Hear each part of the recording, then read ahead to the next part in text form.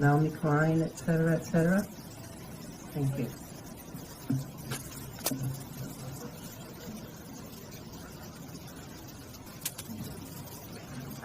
Just actually, I think the last part that you mentioned, that we have to create the connection between all of the revolutionary movement around the world.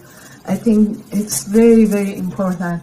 I'm coming from a place that we had in this decade, the past decade, we had two wives, the revolutionary movement, and it was oppressed, suppressed in a worst and harshest way, possible way.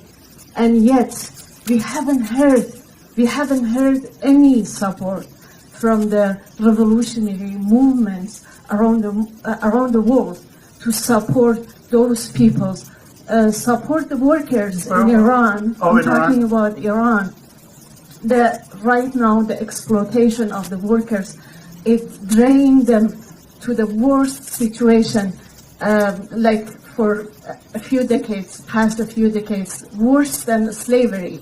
Like when I was looking at the Spartacus movie, I was thinking, because the reality and the facts that it exists in Iran for people, and the lootings of the oppressors and capitalists in Iran, the looting of the wealth and dragging the workers to that situation. I felt it was worse, like triple time, worse than the situation of the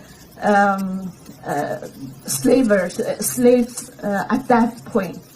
So what was hurting me as a person who was coming from there as an activist for so many years, and I was hoping finally the uprising, this time, it would get the right support from the activists around the world.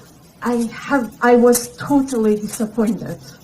I haven't seen any sign of the support, the real support of these workers. And it's important, as it's global, the capitalist system right now is the global village. It's not even like 100 years ago. It's like whatever happens the other side at the east that my friend, he mentioned in here, it affects West right at the same day. So it's important to support each other and having the revolutionary movement around the world. Thank you. We have to establish what that is. On the last question on the latest revolutionary upheaval in Iran and why people are not connecting with that. I think it is very even for the left, and I'm an editor of Month Review, and we're struggling with this. I mean, there's a complicated problem because there's U.S. imperialism, and we spend a lot of time opposing U.S. imperialism, like U.S. imperialism towards the Iranian government. Our position is we don't support that government. That government is oppressive, but we do oppose U.S. imperialism. So we're trying to deal with both, and so it's a complicated thing. How do you? In this last upheaval, one of the people who was arrested was Qaboos Said Amami, who was one of the leading environmental figures in Iran. He was, especially in terms of wildlife, he was involved in trying to protect the cheetah. They arrested him, claimed that he was a spy. He was actually also a Canadian citizen as well as an Iranian citizen. They said he was a spy. They tortured him, and they killed him. And he was a student of mine. I was on his dissertation committee. And I can tell you he wasn't a spy, and that he was a great fighter for ecological rights. This is a terrible, horrible act. This is a terrible, horrible act.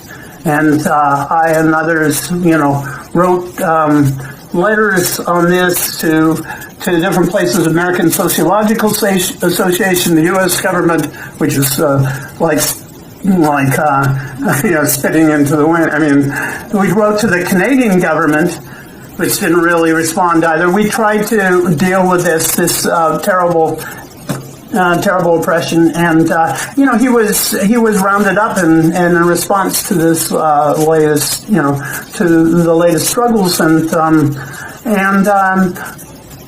I don't know what to do, but we try to deal with it. The problem is one of the problems is it's so caught up now in this struggle over the Middle East and the Persian Gulf and Central Asia. We have to fight imperialism, and we also have to fight sub-imperialism, the oppression within. Yeah. What? This government was appointed by the imperialists. The revolution, absolutely nothing. This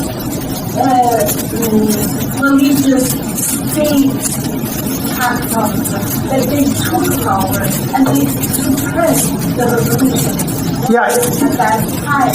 Yeah. One of the things we have two problems. We have to deal with the oppression, but we also have to deal with the whole warfare and imperialism and the struggle over oil that's entangled, that's caught so many people in these terrible situations. I'm talking against Marx. I'm talking against Marx? Marx's point, yeah. Well, I don't know. I mean,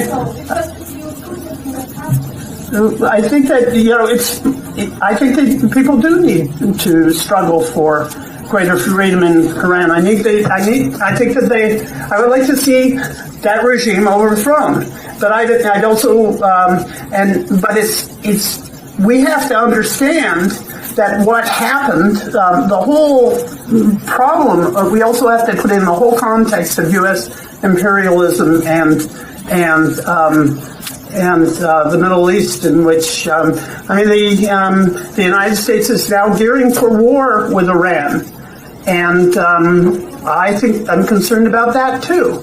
So and that's of concern to the Iranian people, and that was of concern to Kavus, my friend who died. So I think it's there are a number of dimensions to it, and we have to deal with them all. Yeah, and it is very difficult. We have to keep it clear. You can't be say some people will say, well, because the Iranian state is in conflict with U.S. imperialism, that you can be on the side of the Iranian state. You can't do that. But you have to oppose, you actually have to oppose both, you have to oppose both the regime and U.S. imperialism in this region. And it is a very difficult problem for us, and we can only do it by making all the connections. We could easily be going on for another hour. John will be here.